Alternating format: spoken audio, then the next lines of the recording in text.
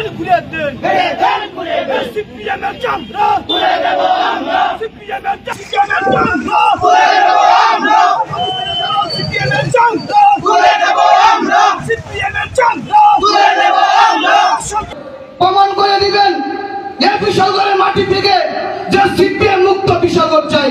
CPM মুসলিমদের রক্তের সঙ্গে মিশতে হবে না, মুসলিমদের রক্তের সঙ্গে থাকবে বিশালগড়ের জনপ্রিয় বিধায়ক সুশান্ত দেব।